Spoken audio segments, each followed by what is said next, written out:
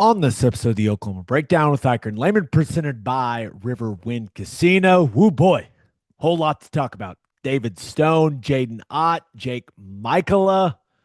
Then we've got the Thunder and, of course, winners and losers of the weekend. Please download and subscribe to the podcast. Rate it 5 stars and write us a good review. Follow the show on Twitter, Instagram, TikTok, Facebook, and YouTube. Just search Oklahoma Breakdown on any of those, and you'll find us. All right. Our man Michael Hosty will kick this thing off. It's time for the Oklahoma Breakdown. It's a beautiful Monday, April 21st, and you're listening to the Oklahoma Breakdown with Ikard and Lehman, presented by Riverwind Casino. Riverwind is Oklahoma City's premier casino experience, and there are so many reasons why Riverwind is consistently voted OKC's #1 casino, but it all starts with their amazing variety of gaming thrills and excitement. Riverwind's beautiful, award-winning environment plays host to more than 2,800 of the latest electronic games with a huge selection of table games, including blackjack, blackjack match roulette, and Teddy's favorite, craps. No matter what your game, Riverwind has it in spades and hearts. And to learn more about their gaming promotions and entertainment options, all you got to do is visit riverwind.com. Riverwind Casino, good times, great rewards. Happy Easter, Ted Lehman. Happy Easter to you, Gabe. We've got a lot to talk about, my friend. We do. It was an interesting weekend.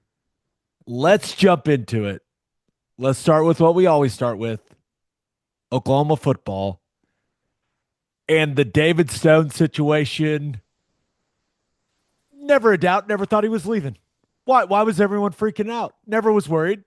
I don't know. I don't know. It was wild when it all happened. When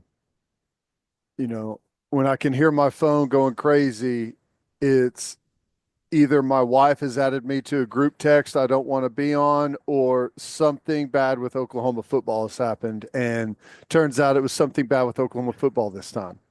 Yeah, well, he entered the transfer portal and we were fully prepared to come on here and say what a shame it was. And I was going to come on here and talk about how I didn't think he wanted to leave Oklahoma. I honestly didn't think that's what he really wanted. And it turns out it kind of resolved itself quickly. And he's going to be back in Crimson and Cream. So there's really no reason for us to come on here and freak out. We're all good. We are all good. Yeah, I'll tell you, I was whenever I saw the news that he had jumped into the transfer portal, I guess you can never be shocked or surprised when, during this era of college football that someone jumps in the portal. Maybe they got an offer to make some more money somewhere else. But I was a little bit surprised when I saw David Stone because I watch him a lot at practice. I've watched him a lot since he got here. He's never once appeared like you can tell when someone's maybe not happy, right? Just body language and how they practice. And I had never got that feeling that he didn't want to be here at all. Super energetic, always, practices really hard, listens to coaching, is attentive to what's going on. So I never have I seen any body language from him that I would say, yeah, okay, that doesn't surprise me. So I was surprised whenever I saw that news initially. The kid's got a lot of pressure on him, man. And it's easy for me to come on here and say, hey, man, do what you want to do. Don't listen to what your family's telling you to do. Do what you want to do. But I cannot relate to his situation at all. Yeah. My parents have never asked me for anything. And I'm fortunate, that has never been, and the amount of pressure that this kid is under, this young man is under, that's hard for me to understand. It just really is. Supporting your whole family while you're playing college football. That's a lot of pressure, man. And I'm just glad that at the end of the day, I believe David Stone ended up doing what he wanted to do. He wants to be at Oklahoma. I truly believe that. Everyone I've talked to about this situation believes David Stone wants to be at Oklahoma. And at the end of the day, Ted, it ended up working out. Now, I wish it wouldn't have become as big of a deal as it did, but it did. And everything got worked out. Now, I don't think that this whole ordeal resulted in him getting maybe even any more money at all from OU. I think it just led to some tough conversations and some very serious conversations and maybe some soul searching for David Stone, like what he really wants from his college football experience. And I think he wants to be at Oklahoma. Yeah. I mean, maybe they gave him $5 more. I don't know. Yeah. Yeah. I don't know. I don't know anything about the money situation. I don't know what it was previously. I don't know. I what can it is tell now. you when he signed his deal out of high school, that was at the time the biggest NIL deal OU had done. And remember, we talked about it a lot on here. It was important for OU and for Venables to land him. Yeah. 5-star defensive tackle from Oklahoma City.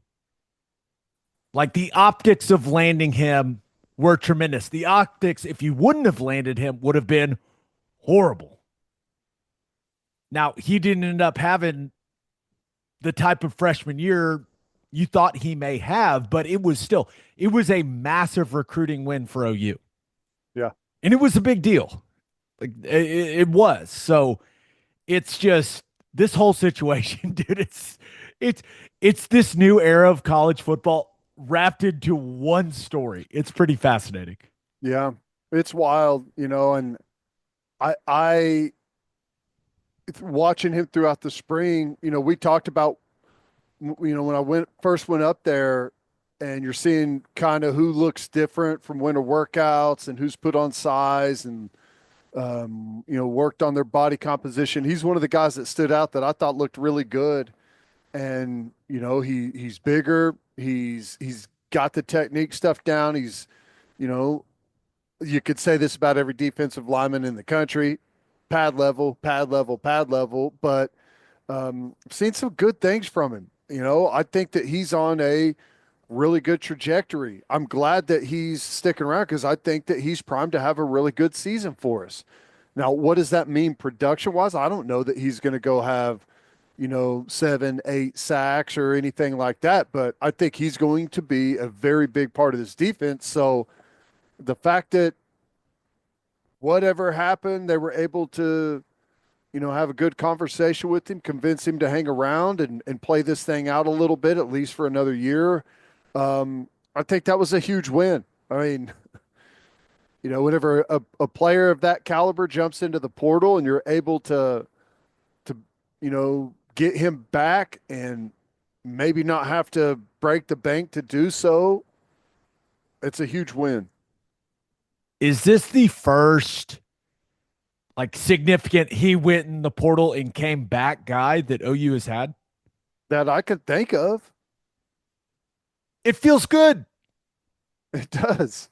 It feels good because Sooner Nation was ablaze when the initial announcement came out. So I wish it wouldn't have gotten to that point? Sure. But everything worked out at the end of the day. And everyone wants to talk about the NIL piece of it. And that's a massive piece of it. I'm just telling you, David Stone's new deal, the one that he agreed to back in late December or January, before Jim Nagy was even hired, he's going to be just fine. It's a number that any of us would be just fine with, okay? And maybe that number went up just a little bit. I don't think him jumping in the portal caused some giant renegotiation from OU. That's not the sense I get from how Brent Venables and Jim Nagy, like in this, this university, that's not the sense I get the way that they want to do business. Yeah. But he's going to be fine. He's going to be just fine. I promise you. It's a great number, a number that all of us would take. Maybe not all of us, but the vast majority of us would take. But the important part is, hey, man, he's going to be playing football for Oklahoma in the fall. We went through this rough patch. It all got worked out.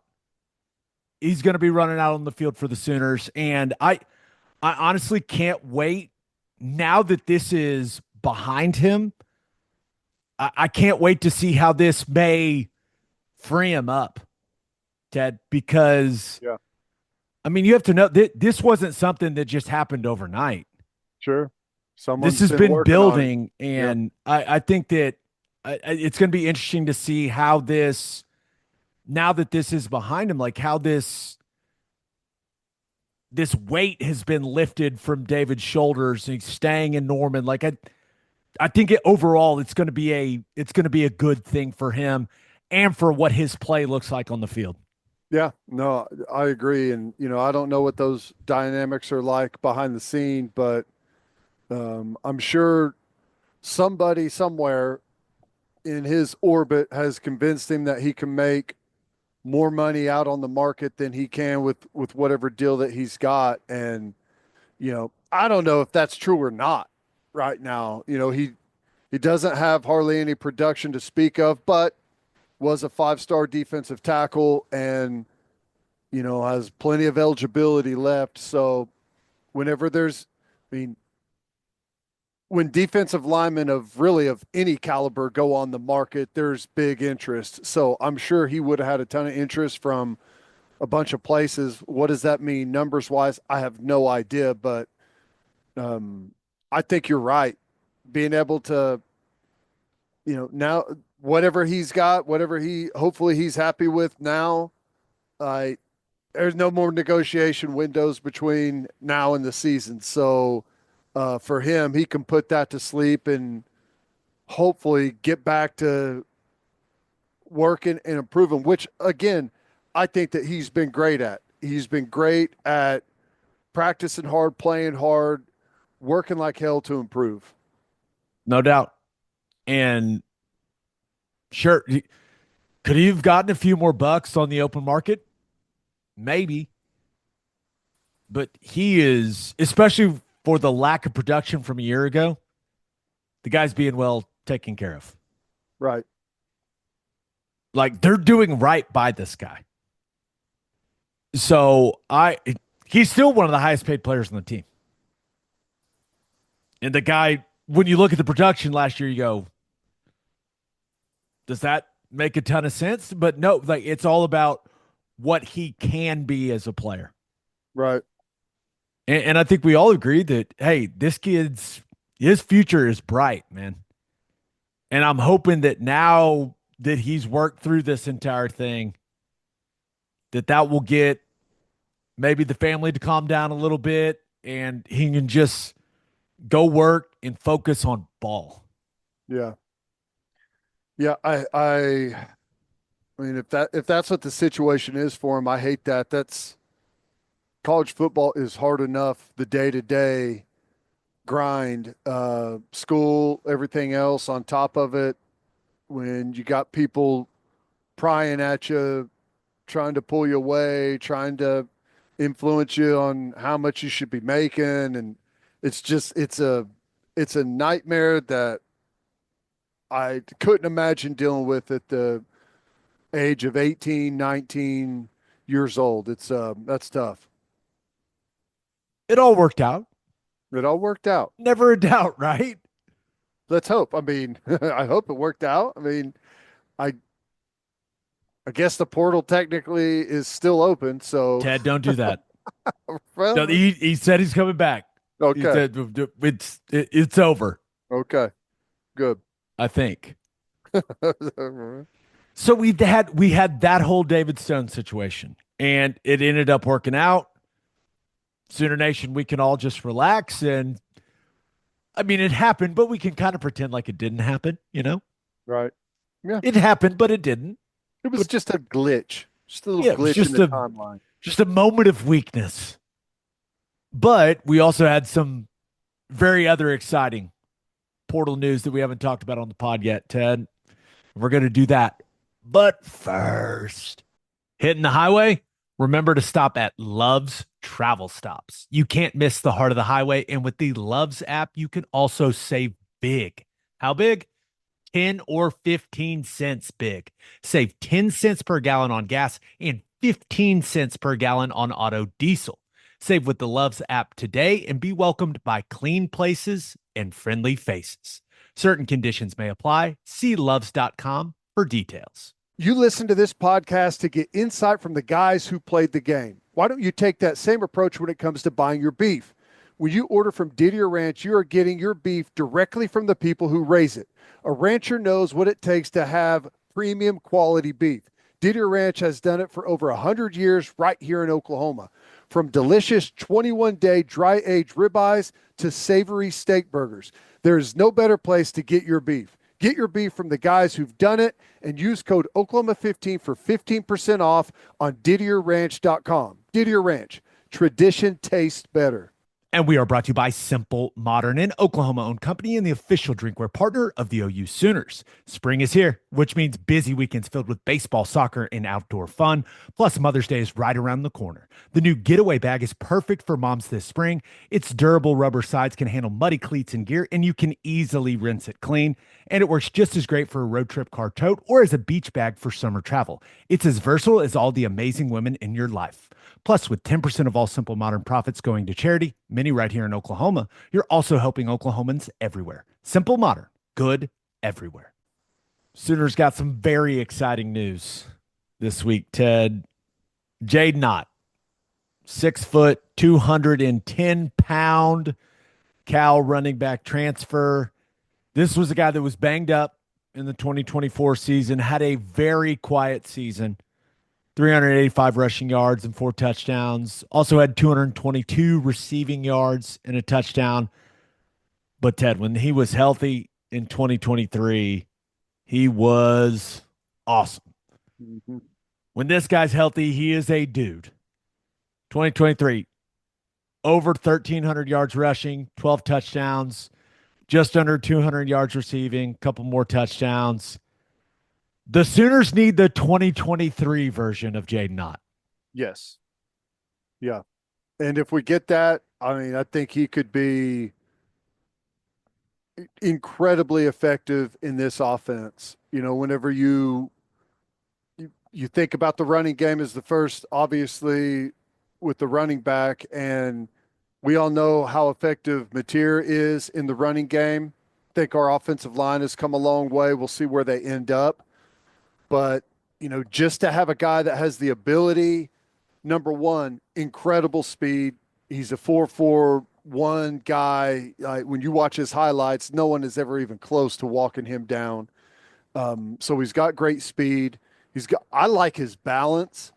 And, you know, it's one of the things that we harp on. It feels like every Sunday when we're reviewing, you know, game film and talking about what happened on Saturday, feels like there's always a lot of meat left on the bone when it comes to the running game, making an extra guy miss, you know, running through a tackle, being able to pick up more yards. There's often plays that are good plays, but, you know, with one more missed tackle, forced missed tackle, or, you know, more speed, being able to bounce outside, there's potential for home run balls there that we just have not been getting with any regularity at all. And he's much more capable than what we've seen from our guys. Now, I still think that we've got capable guys in the backfield, and it's going to be competitive there to see who the top 2 or 3 guys are. But I don't think we have a guy right now that consistently can do what he has shown that he can do at this level of football. He is a big play waiting to happen. And I think as I've gone back and watched his tape, and I went back and watched 2023 tape on him, I watched a lot of his 2024 tape. He's got good vision, but the biggest strength he has is his acceleration and speed. Ted, when he steps on the gas, Yep. he can go. And it's just been a long time since OU's had a home run hitter at running back. And they need that type of guy. And maybe Xavier Robinson ends up being that type of guy. I feel like we know what Javante Barnes is. We know what Gavin Sawchuk is. Those guys are really not that guy. They're just not. So to adding a guy that can take it 60, 70 if a defense makes a mistake, like that's a huge addition. And he's not a super shifty guy. This isn't a guy that's out there juking, making people miss, making people just grab air. He's really more of like a stop and start, get you to freeze your feet and then beat you with his speed type of guy. But man, he can make big plays, and that's exactly what this offense needs. And it's not just being handed the ball. Like, he can make big plays catching the ball out of the backfield as well. He's got good hands. So I feel like this is a very, very important addition for Ben Arbuckle and John Mateer and this offense. Like, they've got a home run hitter that they did not have. Yep. Yeah, and I mean, you look at the skill positions now. Again, if we get the good version of what Ott has shown, you have him next to Mateer in the backfield. That's another dynamic guy. Wide receiver, I think we've got several guys there. Burks, Giovanni Gibson, we'll see whenever we get him back. Satania, Elijah Thomas. Like, we've got plenty of playmakers right now. We'll see if it all comes together, but we haven't had a guy in the backfield that is, I mean, Eric Gray, whenever he had his final year here, I think he was around 1,200 yards or so. And you could feel it. Like, it was a big impact on what we did. And it's been a while since we've had that in the backfield. And, at a minimum, it's going to make that room way more competitive. No doubt about it. And I think that one thing that Arbuckle does a really good job of is just getting his playmakers the ball in space. And for Ott, you imagine just throwing like some swing screens to him out on the outside. I do think this will make this offense run some more wide zone, some more pinball stuff that attacks the edge of the defense in the running game. That is what Ott, I think, can be really, really good at. Not to say that he can't run in between the tackles. Everyone has seen by now some of the clips of him being really patient and then seeing a hole and just hitting it and pouring it downhill and ripping off big runs. Like, he's more than capable of that. But I think his skill set and the way that he operates in space, I think it can change how Arbuckle wants to build this offense. Yeah. And that's a big deal, man. Like, having a guy where you're like, okay, I feel more comfortable. We can attack the edges with speed. Like, that really can open things up for a running game.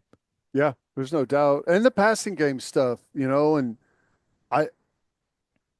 through the spring, you see way more like just kind of meat and potatoes of what the offense is going to be, and once they kind of put all of that in and see how everyone fits into that framework, fall camp, you'll maybe see some more tinkering with it, trying to get the most out of, whatever guys are at a given position. And, I could see if Ott is healthy and he picks up the offense quickly, I could see them putting some stuff in the passing game for him really easily and starting to help build around that as well. And I mean, it goes perfect because we got deep threats. We've got, the slot guys that can attack you on the crossfield stuff and the at the line of scrimmage stuff. So as a defense, I mean, you're going to be worried about the deep ball a lot with this team. And when they're going vertical, checking it down, swinging it to a back that can make people miss in space. I mean, we saw Barnes have a nice day against Ole Miss with that, and it started to be something that we were going to try and do a little bit more as an offense, but we were incredibly limited. I could see easily that if this thing goes how they expect, that you're trying to get Jadyn Ott a pass opportunity 3-4 times a game, swing routes, screens, option routes, working against a backer in the middle of the field. I mean, there's all kinds of things. Yeah, I one other thing, like he's a really good kick returner as well. Yeah.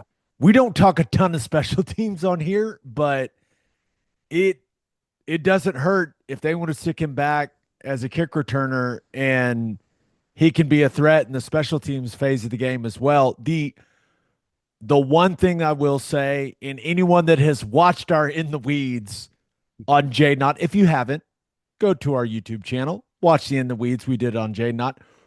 We pointed out the weakness of his game. He has to get better in pass protection, Ted. And let me make something clear. He is great when it comes to communication and knowing where he's supposed to go in pass protection. Like you can see it on film. He's talking to the O line. He's talking to the quarterback. If there's another back in the backfield, he's talking to them. Like he's great at that piece, but he's got to get better at being physical when the guy that he's responsible for in blitz pickup comes. Like he's got to get better at that phase of the game. He throws shoulders. He doesn't use his hands enough. He's got to sustain longer. And SEC teams, let's just be real, they are going to test him over and over and over again to make sure that he's improved that part of his game. And I expect him to, because DeMarco Murray is undoubtedly, maybe Duke Johnson. Duke Johnson in Cleveland was really, really good at pass protection. But other than Duke Johnson, DeMarco Murray was the best pass protecting running back I played with. He has a passion for it. So I feel like he's going to get Jadyn Ott right. But he's got to improve that part of his game. Yeah. Yeah. I mean, and that is a weakness that defenses look for. And if you got a guy that is not good in protection, they're going to blitz the back all day long and force him to step up in the A gap and take on big backers and physical players. And, it's not very difficult to figure out where the back is going in protection, and forcing him to have a matchup that's a critical block in a blitz is not that hard to scheme up. And if you show weakness there, people are going to attack it. So I'm with you on that. Jadyn Ott, Xavier Robinson, and Javonte Barnes. That's a solid three-man rotation at running back, brother. Yeah. Now, the question becomes, what does it take to make sure that that's your three-man rotation at running back? Because that room for these last couple of years, it's been pretty even, right? Now, it's no secret Jadyn Ott's coming in as a high-dollar guy. What's that do to that room? How do the other guys in that room handle that situation? Especially a guy like Javonte Barnes, who has been here for a long time. We're all competitors, man. I can't imagine he's overly thrilled. So how does DeMarco Murray and Brent Venables and Jim Nagy handle that entire situation? Make sure that there is peace in the running back realm to where that's your three-man rotation, because that's a heck of a three-man rotation, man. It is. No, I like that a lot. You got something a little bit different with all those guys. Their style is a little bit different. We know what Ott is. He's a speed guy. Barnes he's pouring it downhill on you right away. And Xavier Robinson is, he's figuring out, he's more of a patient, find the crease, and then, he's just kind of rubbery, I guess. The way he runs, he's got great balance, and he's not making sharp cuts all over the place. He's just kind of stomping through tackles. So I think if those were your three backs, that works pretty good. Barnes came a long way in his pass protection. He will go fit it up there big time, and I'm sure Xavier Robinson has been working on that too. So I don't know. I mean, if those are the three guys you're taking to battle in the fall, I'd be very happy with that. I'm with you, man. Sooners also made a nice addition along the offensive line. Stanford offensive line transfer Jake Maikkula. Maikkula? Maikkula. Maikkula. Maikkula. Mm-hmm. 6'5", 295 pounds. That's what he was listed at last season at Stanford. Guy's got good length, has played guard and center personally. I've watched every snap he played in 2024. I think he's a center. Mm-hmm. I think that's his best position. I think ultimately he's going to battle Troy Everett for the starting center position. Can he add depth at guard? Absolutely. But I think if he's going to be playing significant snaps for Oklahoma in 2025, I think it's at center. That's just what I see on the tape, Ted. Well, I mean, the way it's looking at guard right now, if we see Maikkula playing guard, something has happened. I mean, when you talk about Ozida coming back and the way Fogier looks, Eddie Pierre-Louis had a good spring. You got Fabechi there. We finally got to a spot where we've got some competitive depth on, guys that are battling for rotation there. So that's a good thing. We do not have that at center. So, I mean, I'm with you. I think center's most likely going to be the spot. I think he's got good quickness and good feet. I like the length that he has at 6'5". That's one of the things that Troy Everett has struggled with, just because, a lot of those guys you're blocking 6'5", 6'6", D lineman with long arms. It's hard whenever you're giving up that much length. So I've liked what I've seen from him, and I think that whenever you see the 295 number, I mean, he's not horribly light, but 10 or 15 pounds there would go a really long way. And as he gets older, I mean, I think the strength aspect is always going to be something he's going to have to work on, right? No doubt. There's just no doubt. Now, I'm not going to go through my full scouting report here, but I have reduced my thoughts into some bullet points for you, Ted. Yeah, and we'll see. We'll see. If you want to see us break down some of Maikkula's film, we've got an In the Weeds on him. We've already recorded it. It will drop on our YouTube channel on Tuesday. So make sure you're subscribed to our YouTube channel. This is what I have under strengths for Jake Maikkula. Guy moves really well. Mm-hmm. Fluid athlete, bends at the knees, ankles, hips. Well, I like all the angles I see. See, now I'm getting a little too detailed. I'll say, here we go. I'm back on track. Looks like he runs well when you watch him on tape. Watching him at center, and this should probably be no surprise to anyone. Like, he looks intelligent. The guy's an offensive lineman at Stanford. Yep. Looks like he knows what he's doing, is good at directing traffic. I think his biggest strength is in pass protection. Good feet, good hands, physical, uses his length, does a nice job of redirecting. When a guy's trying to bull him, he gets to his hop quickly because he's a lighter guy. So there's a lot to like there with all the things he does in pass protection. And I think he's a guy that's athletic enough, whether he's playing guard, center, you can pull him out on the edge. I mean, he can get out of his stance and he can run. So you can get creative. A couple of those in the weeds whenever he's playing guard, pulling around and looked athletic. Yeah. And we've seen, teams throughout college football get to some of the counter stuff where they pull the center to be that full first puller, like the kick out guy on the edge defender. Like he's capable of doing that because he moves really well.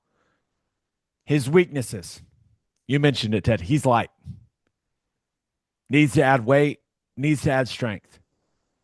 Can't play center in the SEC at 295. Just really, really, if you're going to do that, you have to be the strongest man alive. And that's not what I see from him on tape. Right. So he's got to add mass. He's just got to get bigger. Some other weaknesses, it ties into him being like he does not create much movement at the point of attack in the run game.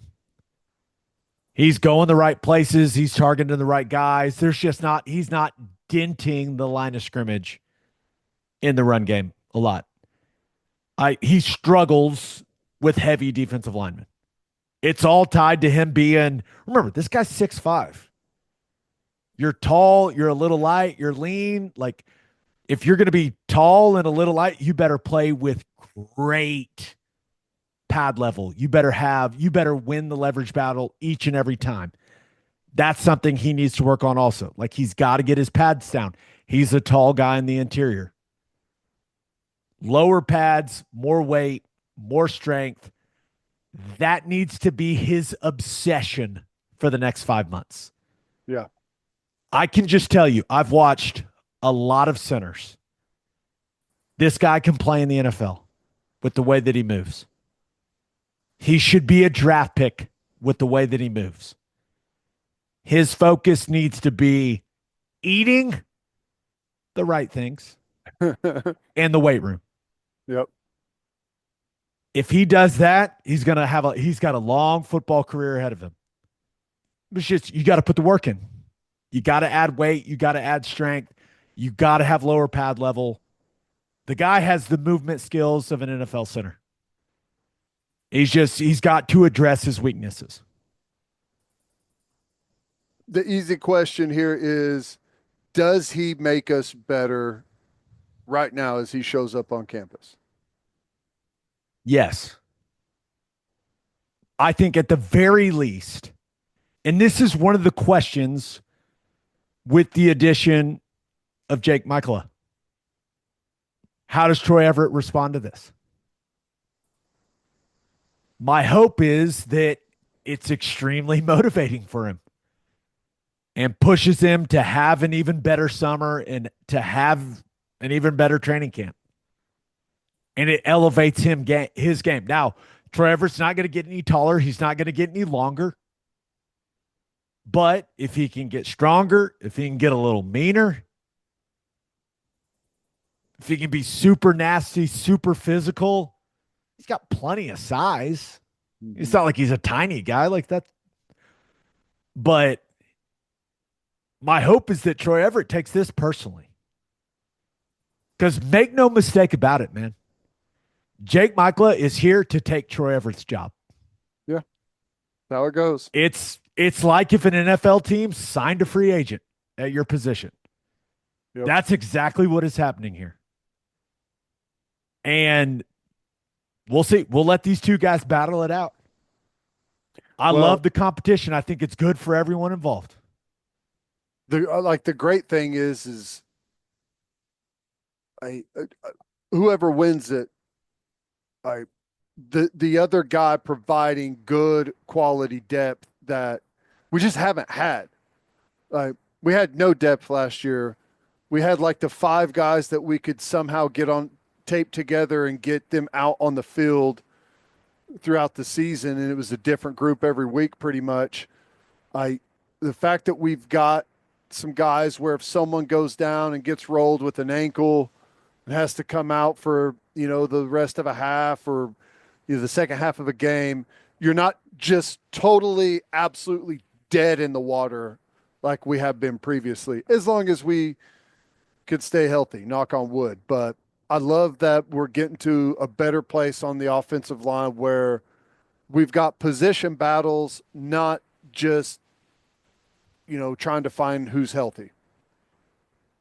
I love I love that we now have competition at the center position.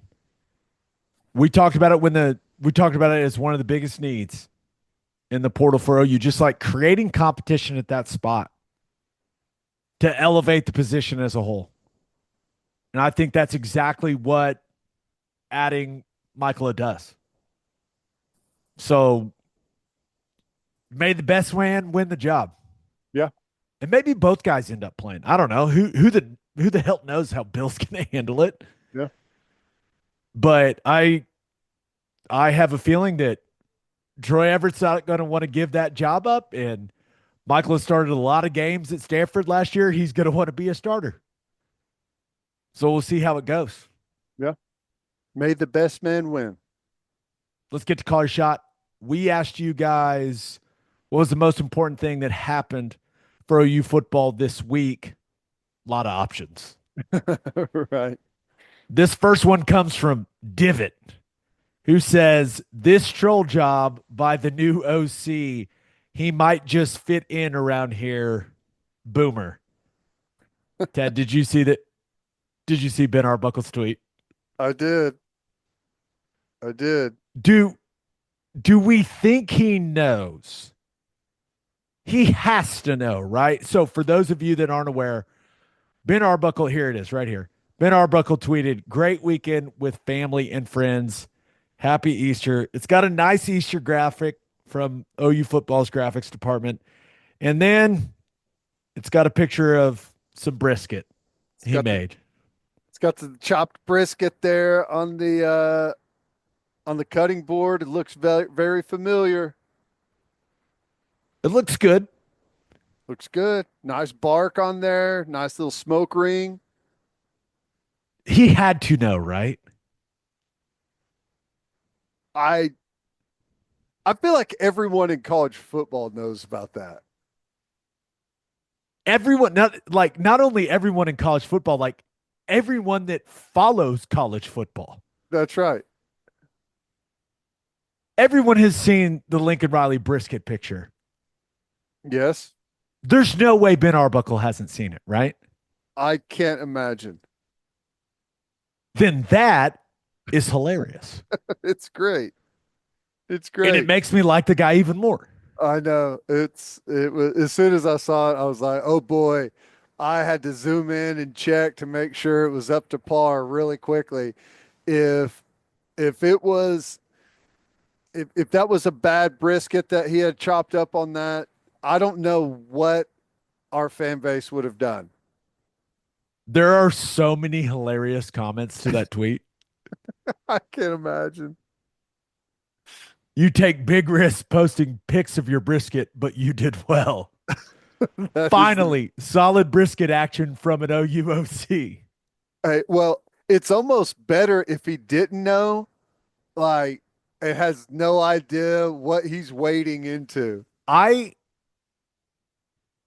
changing my tune. I think he didn't know. You don't think so? I don't think so. Okay.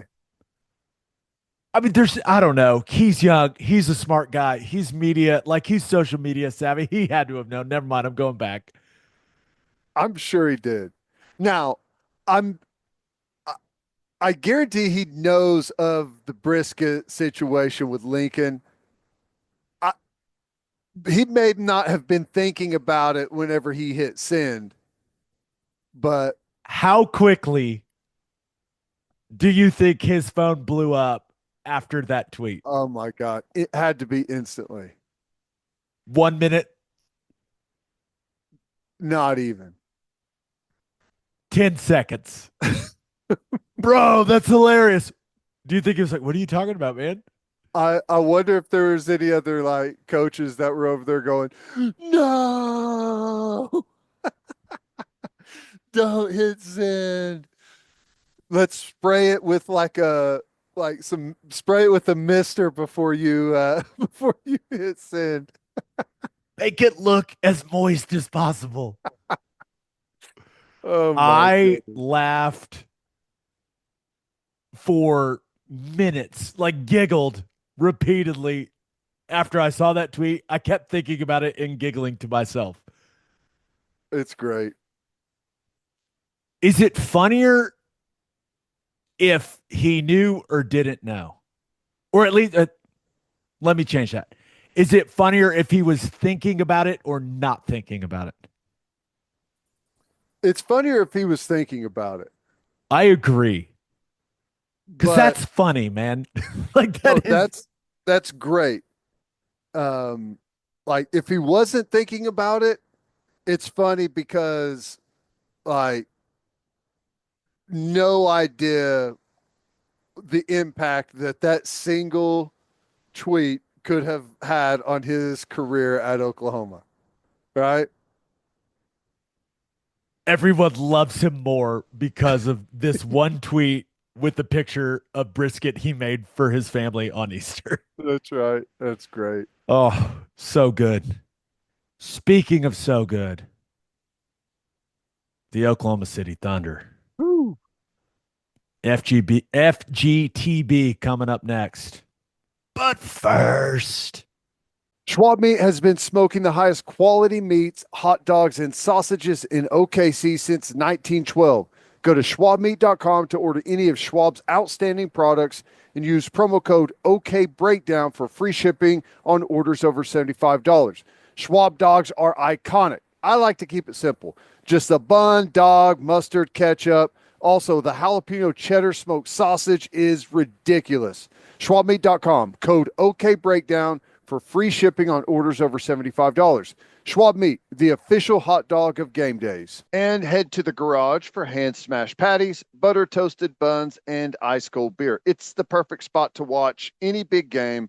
And with all the garage locations being open at 10 p.m. or later every night, it's the go-to late night spot. Visit eatatthegarage.com to find a location near you and order online from the garage in your neighborhood. Insurica has launched a new digital agency introducing Insurica Direct. Whether you're in Oklahoma or anywhere across the U.S., they've got you covered. From small business insurance and health insurance for your employees to insurance for individuals like home, auto, and even Medicare supplements. Insurica Direct's got it all. Start your journey today at insuricadirect.com. Remember, at Insurica, we specialize in you. my goodness, an absolute dismantling Woo. of the Memphis Grizzlies. The Thunder beat the Grizzlies 131-80.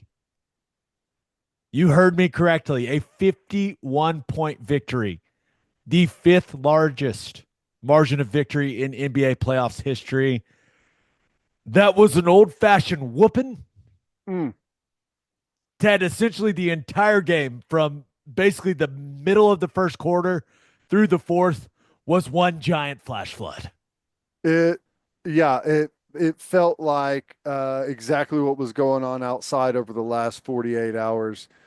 That it was crazy. I mean, it was there was a little bit of back and forth for what the first maybe half of the first quarter, and then the fire got ignited and they just ran away with it.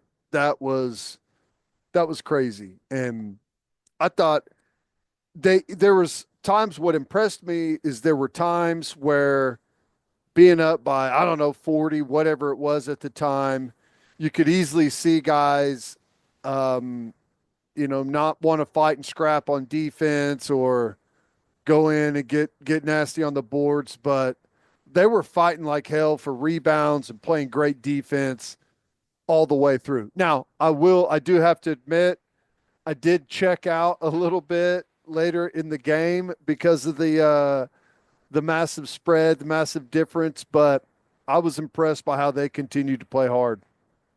You did not miss much. No. Listen, we went to the game. Directly to my right was John Morant's dad.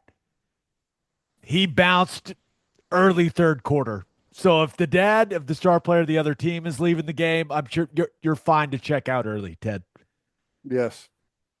But the thing that was the most impressive, like in person, was the defense. It was that they were absolutely suffocating the Grizzlies. And don't get me wrong, the Grizzlies did not shoot the ball well. They missed some open looks. There's no doubt. Like they what were they like 6 of 34 from three, Yep, that's right. but it was the Thunder. They were all over them, man. They were more physical. They had more energy. They were faster. Like the Grizzlies got when the game was still in the balance. Like the Grizzlies got very very few easy looks at the basket.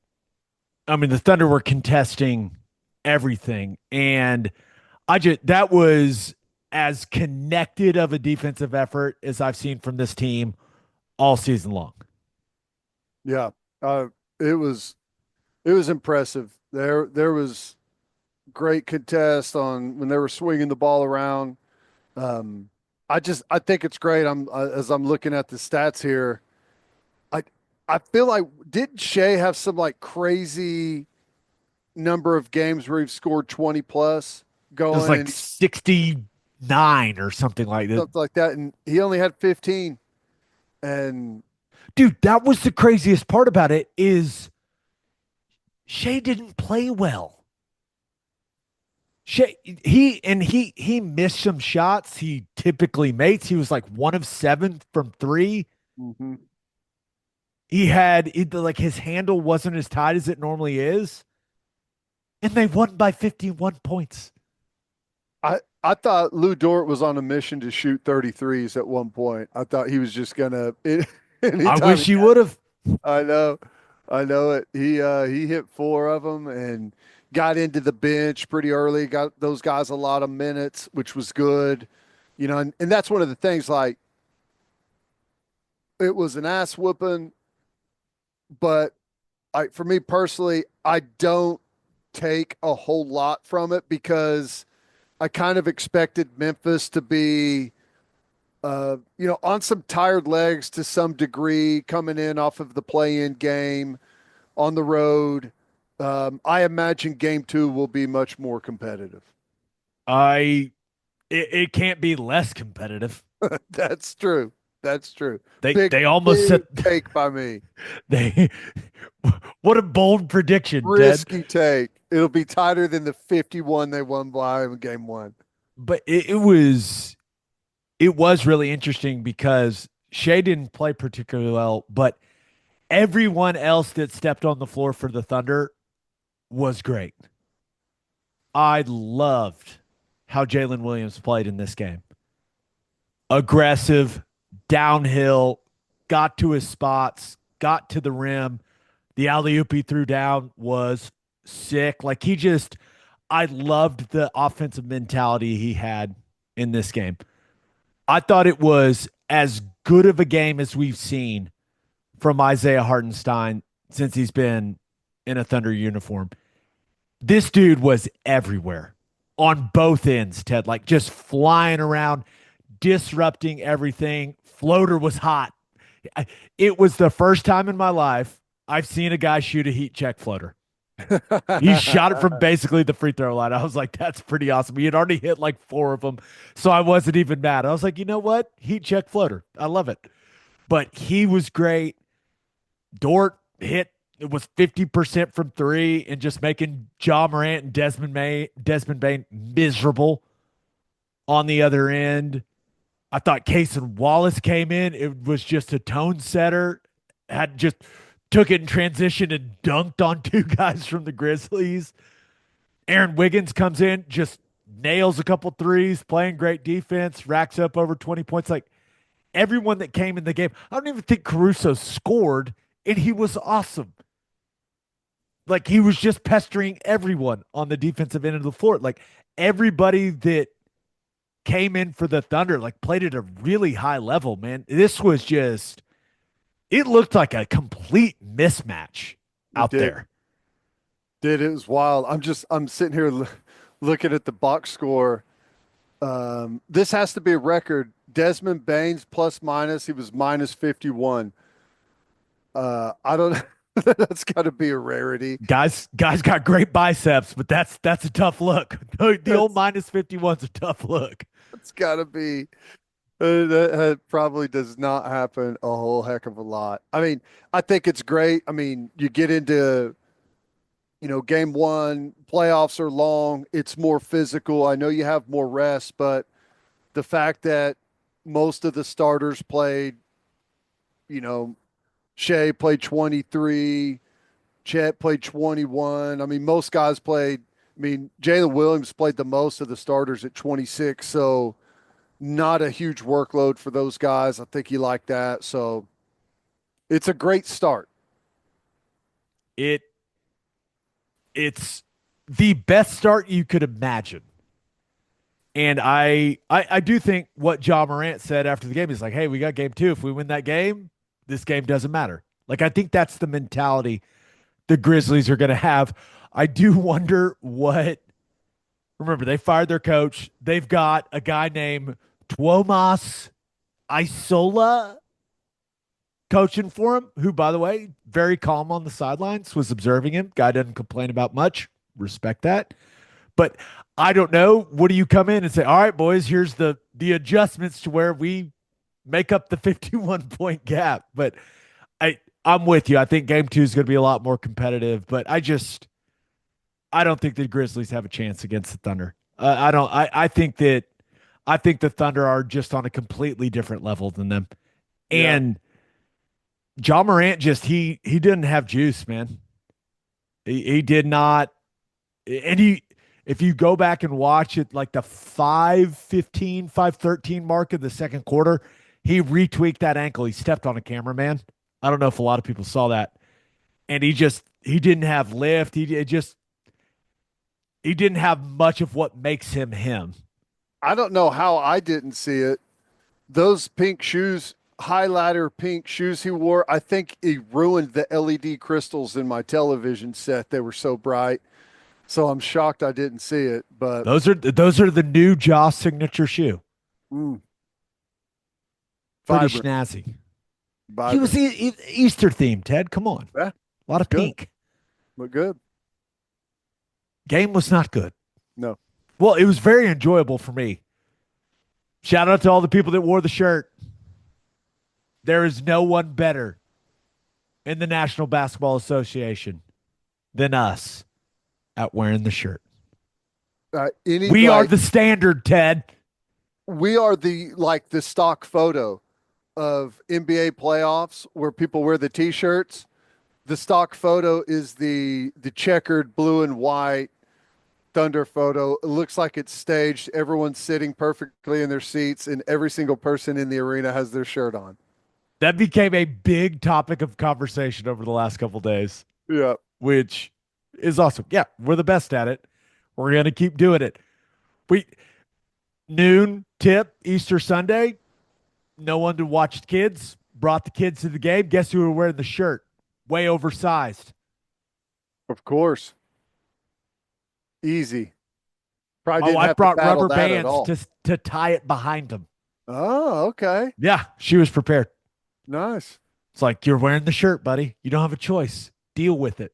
They actually, the shirt turned, it went from the white to kind of a yellowish in the middle from the popcorn fingers. Popcorn butter. That's where you wipe off the butter before you pass the ball into Chet. That's good. Chet was great, by the way. I thought he was excellent. He at the beginning of the game, I didn't think he was playing strong enough. Like I thought he was, like, the ball was getting stripped. He wasn't strong enough, but he made a quick adjustment and then was really physical the rest of the game. Yeah. I think it took him, he was just like, okay, I need to turn it up. And he did, to his credit, he did. And he was awesome from like the middle of the first quarter on. Yeah. And he caught several passes in like a mini little break situation where he was able to finish right there at the rim, go to the left hand. I really liked what I saw from him. Hit some threes, got a great looking shot. Yeah, I mean, it was an easy watch, no frustration on that one. Stress-free Easter viewing right there, Stress-free. brother. That's right. He is risen. I mean, That's right. the entire second half I was chilling I was just like, all right, this is nice. This is Yeah. really nice. Now, game two, Tuesday, we'll see. We'll talk about it on Wednesday's episode. But pretty much the best start to a series you could ask for. Yeah. 51-point win. Yeah. That's how you set the tone in a series, I think. The tone has been set. Let's finish up with our winners and losers of the weekend. But first, if you're as passionate about OU sports as we are, now's your chance to make a difference with One Oklahoma. As the official NIL partner of the University of Oklahoma, One Oklahoma plays a crucial role in keeping the Sooners competitive in the SEC. Your subscription goes beyond the revenue sharing cap, directly helping recruit and support the athletes who become Sooner legends. Plus, you'll get access to exclusive events, behind the scenes content, merch, giveaways, and more. Join the team and be the difference maker for your Sooners. Join today at oneoklahoma.com. And three things matter in banking: service, service, and service. And First Fidelity Bank's commitment to exceptional service is more than a promise, it's their foundation. FFB has been by your side for over a century, and they are honored to be a part of your journey. Banking isn't about where you've been, it's about where you are headed. Open an account at an award-winning bank today at ffb.com. At First Fidelity Bank, we go where you go. And go to opolisclothing.com and use promo code TED for 10% off our podcast merchandise and the best OU gear out there. That's opolisclothing.com and use promo code TED. Buttery soft and 10% off. As always, Ted, kick us off. Who do you have as your winner of the weekend? Easiest pick ever. Women's gymnastics, 7th national championship. Owned it. Fantastic. Great cap to what was a really strong season. Again, no shocker there, but it was great. And not only did they win the national championship, they added Jordan Bowers won the national championship in the all-around, which was awesome. We had 6 All-Americans on the team with a total of 15 All-American honors that went to those 6. So just awesome. And, we've got to a place where we're not shocked whenever they win the national championship because they've piled so many of them up, but it ain't easy. They do a fantastic job. They work their tails off. KJ Kindler is an awesome coach with them. So congratulations, ladies. Deserved. So deserved. Dynasty. Was it 6 in the last 10 years? Something crazy like that. Dynasty. 3 out of the last 4, like dynasty. Come on. That's what they are. They are a women's gymnastics dynasty, and KJ Kindler is an absolute stud. But I was dialed in. I was watching it because a couple weeks ago I did the huddle with KJ, and I was like, well, now I got to watch. And they were awesome. Dominant. It was wire to wire. It was just never really in doubt. They controlled the entire way. It was once again kind of stress-free viewing. I knew it was close, but I felt very, very good about it. That's the thing. Whenever you're in it, pretty much every single year, I mean, that experience matters. You got to feel like, some of the new gymnasts that are in that moment, everything that's on the line, the nerves are there, but since they're regularly there, got to feel like they've got a big advantage in that spot, and it helped. About 15 minutes before they won the national title, we lost a member of the family, Ted. The game day coffee mug was knocked off the counter. Huh. My wife was moving some of the Easter stuff around. We were getting set up for Easter. She didn't see it where it was. The game day mug went crashing to the ground, shattered. I heard it real loud. I'm so sorry. And I walked in. I was like, what? What's wrong? Are you okay? Saw the mug. In my head, I went, I can react one or two ways. I can be real mad, or I can make this funny. And thank goodness I went with the latter. I went, honey, it's not like it helped him win a bunch of games recently. We're good. Time maybe for a new game day cup. She she was definitely worried that I was going to freak out. I have drank every day we've been home for the last we've almost lived in this house for 5 years. Every day we've been home for near like the last 5 years, I've had coffee out of that cup. Oh man. As you know, I'm a bit of a routine guy, Mm-hmm. but I took it as a good sign. It's like the first thing that happened after the game day bug left us was OU women's gymnastics won a national championship. Beginning of a new era. I'll It's a find a new new mug. era.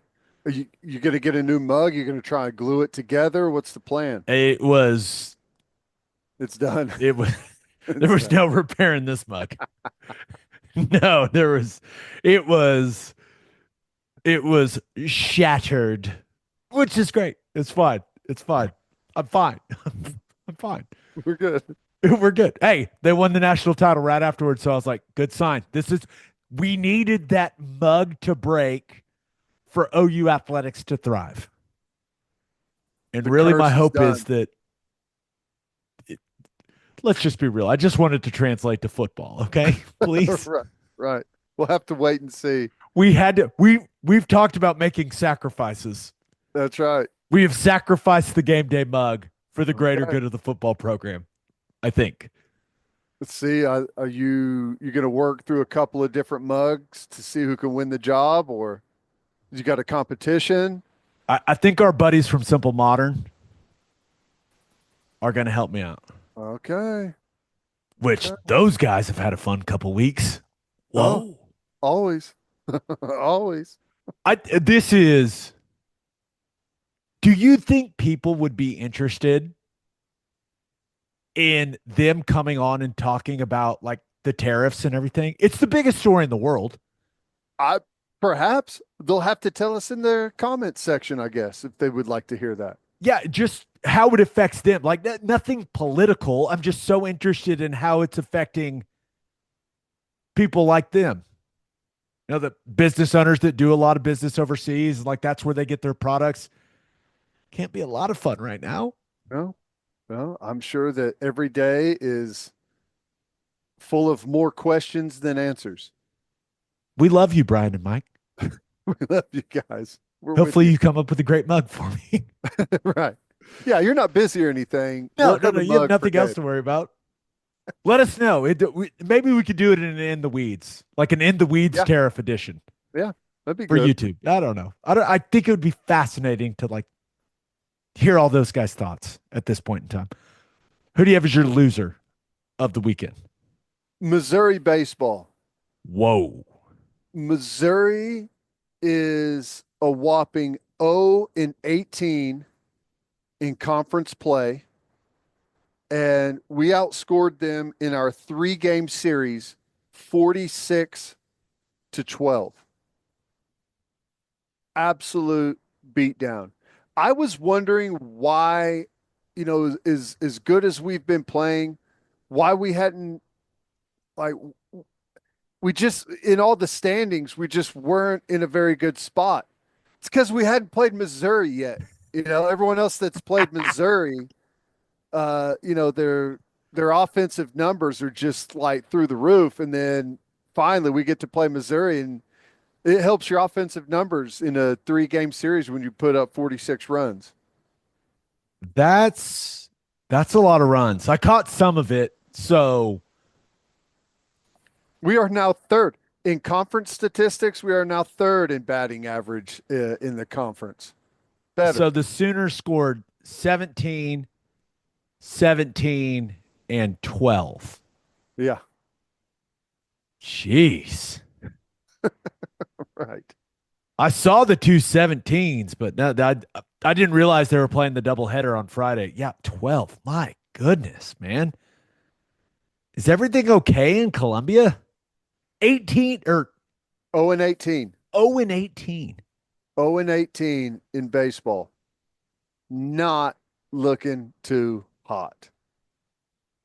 That's brutal, man. I mean, I don't think any OU fans are feeling bad about what the Sooners did to him this weekend. Mm-mm. No, that Anything stand out to you about those games? just that. Man, we had the offense rolling. It was fun watching those guys. Like the first night, Thursday night, there was a little bit of drama early in that game. We had a couple of mistakes out there, but we quickly bounced back, and Kyson Witherspoon's back in the groove. I mean, I like where we're at right now. We have a huge series coming up with Georgia. We're now tied in the standings with Georgia and Ole Miss. We're 10-8. We're on the plus side of 500 now in conference. Um, Georgia's they're salty. They're really good, and that's going to be a really tough series. If we can go get 2 out of the 3 against Georgia, that would be huge. Texas is on an absolute rip right now. So is A&M. A&M's come from, I mean, I think they went and got a nice one against Auburn, and they had a horrible start to the season, but they're coming back. So baseball in the SEC, just like we knew, is it's in full rip mode right now. It's fun to watch. Crossland, a really good outing. Kyson Witherspoon, a really good outing. Malachi Witherspoon, which is really good to see him pitch Yep. well. Yep. A good outing in game 3. Yeah, a lot to be encouraged about when it comes to Sooners baseball. And just a reminder, Skip Johnson is the coolest man alive. Yep. Yep. It's going to be the rest of the season is going to be awesome. Postseason is going to be awesome. I'm looking forward to it. Like I said, the series coming up right now this week with Georgia is going to be big. So, I mean, we got Oral Roberts in a midweek on Tuesday, and then we go down to Athens against a really good Georgia team. That's going to be big. Where does ORU rank on like the 1 to the Dallas Baptist scale? Um, I don't know. They were really good a couple of years ago. I think they made it to the World Series a couple of Yeah, years I ago. remember that. I don't know where they're at right now. I mean, the question you're asking is it better if we get our asses kicked by Oral Roberts on Tuesday before we go to Georgia? That's exactly what I'm asking. And I'm not sure yet. Maybe? Yeah. Yes. Let's just go with yes. Okay, deal. I 9 to doubt it 2, happens. 11 to 1, something like that. Just really take it on the chin before we go and Take it on play the chin. one of That's the right. best teams in college baseball. There you go. All right, let's get to my winner and loser. But first, Huel Black Edition ready to drink is a meal in a bottle. One bottle contains 35 grams of protein, 27 vitamins and minerals, and is low in sugar. Go to Huel.com/OK Breakdown and use code OK Breakdown for 15% off your first order plus a free gift. Huel is a perfectly balanced meal designed by nutrition experts and takes the guesswork out of healthy eating. Huel has a great selection of flavor options with vanilla, chocolate, strawberry, banana, which is my favorite, and an iced coffee, which is great in the morning. Love drinking one in between lunch and dinner. Keeps me reaching from less healthy options at the house. Gets me the extra protein in my diet that I'm looking for. And once again, strawberry banana is just delicious. And hey, that iced coffee one's got a little caffeine in it in the morning. So that, we love caffeine That's too. what I'm always looking for. Yeah. And you really can't beat the convenience of cracking one of these open, one of these bottles of fuel, and getting a meal in. Go order this delicious and nutritious product at Huel.com/OK Breakdown and use our code OK Breakdown for 15% off your first order plus a free gift. That's Huel.com/OK Breakdown and use code OK Breakdown.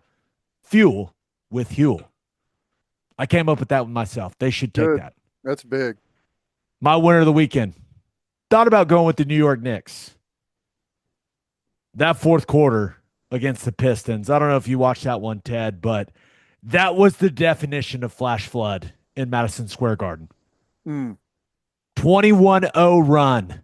Ooh, ouch. Yeah, outscored the Pistons 40-21 in the fourth. That included a 21-0 run in that game. That'll do it. And Madison Square Garden was going crazy. It was really fun to watch on TV.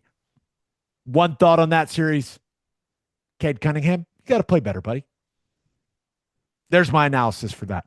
I like it. But a very fun game. But my winner of the weekend, Russell Westbrook, the Denver Nuggets. When he hit that corner three, that was awesome. Now the end of the fourth quarter was not as awesome, but the corner three was great. You mean when he decided not to shoot the ball at the basket and just throw it off James Harden for whatever reason? What was that, dude? I don't know. I feel like we're all cheering for Russ. Yeah. We're all cheering for Russ. But that was that was the full Westbrook experience. He buries the quarter three to put him up 2, and then it's like, oh, he's got the ball. He can shoot it. He can win the game. And oh my gosh, he did what? Yeah.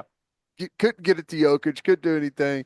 Hey, in Westbrook style, though, he had some really awesome rebounds where he's flying into the lane and grabbing boards over the top of some, 7-footers. We mentioned the corner three. He gave them a nice little spark. I mean, the story of that game, and Jokic was insane per usual, like 29, 9, and 12. But Jokic wasn't the story. Murray was really good offensively. He wasn't the story. Like Westbrook was the story of the game. He swung the game for them. 15-8. Clearly, you mentioned the corner three. That was with like 25 seconds left in the fourth.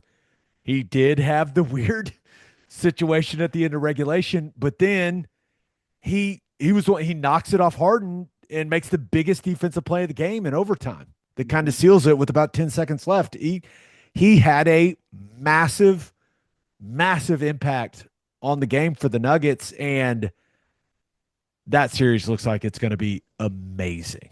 I bet every game is going to look just like the one we watched. That was fun. That was a good game. We were all crowded around the TV for that one. That was fun to watch. Kawhi, a lot of turnovers. It was weird. Like 6 or 7 turnovers. Had that one punched out over there by the bench. I thought that, Harden played a really nice game, but when you think about it, the Nuggets shot the three poorly. They're like 9 of 27 from 3. Michael Porter Jr. had 3 points in the game, and they won.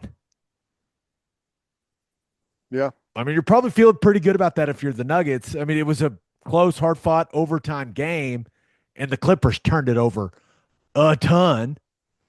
But if you're the Nuggets, you're walking away from that one going, okay, we stole one there. We should have lost that game. Yeah, I agree. But I don't know how you feel. Like I still favor the Nuggets in the series just because of Jokic. I mean, that and they've got home court advantage. Yeah, that's going to be big in that one.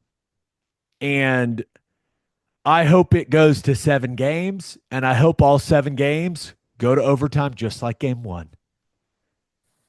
Wear them out. Because whoever wins this series is who the Thunder are going to have next. And I want them to be as tired as possible. Tired, beat down, bruised, battered. Yep. That one needs to go to the wire. My loser of the weekend. I thought about going with the Dallas Mavericks just because their season's over. And I was like, okay, let me go back to the well just one more time. that the play-in game when Anthony Davis is limping over to the bench. I don't know who was directing the broadcast for ESPN, but God bless him. He limps over the bench. He's sitting down. They cut to Nico Harrison in the crowd, giving it the side eye, and it was a masterpiece. An absolute masterpiece that I have watched 1,000 times now. And it's so funny, man. But I did see our buddy Tim McMahon at the Thunder game. He said he's got an article dropping Monday that Uh-oh. sounds like Mavs fans are going to be very mad, even more mad Ooh. than they've been. Okay. And I said, Tim, I don't want to know anything. I just want to read it. Is it juicy? He was like, yeah, He's awesome. He he's the does best, dude. a fantastic job. And he's built up enough credibility there that he's not worried about burning bridges or anything. I'm sure that he's going to tell it as it is. We'll have him on soon to talk playoffs. Yes. But we need to let him get, I think we need to let him get through this week from the sounds of things. But my loser of the weekend. Don't want to pile on too much with the Mavs. The Los Angeles Lakers. My goodness. I mean, that was some impressive stuff from the Timberwolves in game one of that series. They went to LA, Ted, and they smacked the Lakers. Yep. They put it on. 117-95. Sure, it helps when you go 21 of 42 from three. Yes. That's very helpful if you're Minnesota. But, dude, they just looked faster, more athletic. They looked like they were playing with more intensity, more physicality. Like, they just looked straight up better than the Lakers in that game. That Yep. was pretty surprising for me. It was. We had it on. I was just kind of checking in on it as it was going, as it was playing, and pretty surprising how, it started off as a really good competitive game, and then Minnesota just ran away with it, non-competitive in the second half. And, Luka still had, what he ended up with 37. Where do you expect, LeBron can obviously pick it up, but what do they have to do different? Like, where are they going to get what's going to equalize it for them? You would hope if you're the Lakers, you're going to say, hey, they're not going to shoot 50% from three again. But the thing was, like, they couldn't stay in front of Minnesota. Like, a lot of those threes were generated because they couldn't stay in front of Anthony Edwards, and he was driving and kicking. Like, they're going to have to figure something out. I thought it was extremely telling when during JJ Redick's interview between the third and fourth quarter, he basically said that his team was not playing hard enough. Hmm. I think the quote was like, hey, we're playing with regular season intensity, not playoff intensity. And he was like, nothing they're doing schematically is like they're not taking advantage of. Like he basically came out and said, like, they're just playing harder than us. Yeah. Well, and he seemed pissed, by the way. That's not, sometimes that's an easy fix, but not always. That's the thing is, as LeBron has gotten older and older, it's been more of wait until the playoffs and flip the switch, and then that's whenever he really cranks it up. I just wonder how if he could just flip the switch anymore. And I know he can on a given night, but can he do it series after series after series? We'll see. I expect him to be a little more aggressive earlier than he was in game one and game two. He didn't score in the first quarter. So I expect him to maybe have a little more of an aggressive offensive mentality. But the only other thing I have from this game, besides Jaden McDaniels being awesome, had like 25 and 9, was huge for the Timberwolves. And also, there's stretches where Naz Reid just looks like the best basketball player on earth. He's just like defending the rim and then hits like 3 threes and like 4 trips down the floor. You're just like, wait a second. What is this? But I think I hate the graphic that shows me how many feet the three-pointers are being shot from. I don't think I need that graphic. What's your theory? It's just too much info. No, it's a me problem. It's a me problem. The second that graphic pops up, my eyes dart to that graphic and that graphic alone. I'm like a Moth to squirrel. flame. Right. It's like a dog seeing a squirrel, man. That's exactly what it's like. It's just I don't even see if the shot goes in. It's my eyes immediately go to the little number in the box, and I don't want them to. I want them to stop it. They did in the Thunder game too, because I went back and watched the highlights after I got home from the game. I don't need to know how far the three is from. It's a distracting little box for me. Please stop. Okay. Well, I don't have anyone to pass that information on, but now that I know you're obsessed with it, I barely notice it. I will probably now become obsessed with it too. No, just pretend I didn't say anything. Okay. But it's like, oh, he shot it from 26 feet. Do I really need to know that? How many is that one worth? It's worth 3, Ted. Oh, okay. Same as the 33 foot. Okay. 1, 3. They're all worth 3. Doesn't matter how many feet they're from. If you're going to do that, just do it for Steph Curry only. That's it. I don't need how far was this made from for anyone else other than him. All I need, like with Steph Curry, I just want like them to leave a green dot on the floor from where he's hit all of his threes from. That would actually be pretty cool. Just leave him out there the whole game. But then I'd just be staring at green dots the entire time. Right. Is that one further than that other green dot? I don't know. I don't need the how far it was shot from graphic, ABC and ESPN. Please stop. Birthday shout-outs. Welcome to the world, Luca Dean Crawford. Happy first birthday to Loretta Joe Reel. Happy 7th birthday to Elena Beagley. Happy 10th birthday to Carter Beagley. Happy 50th birthday to Jeffrey James Blakely. And happy birthday to Sarah Burkhalter. On that note, episode 520 in the books. Reminder, please go watch our In the Weeds on Jadyn Ott that is on our YouTube channel. We also will have a new one on Jake Maikkula on Tuesday. That'll be on our YouTube channel. So make sure you go subscribe to check out those In the Weeds breakdowns on a couple of the new portal editions for the Sooners. Just a reminder, also, please subscribe to the podcast wherever you listen to podcasts, and please subscribe to that YouTube channel.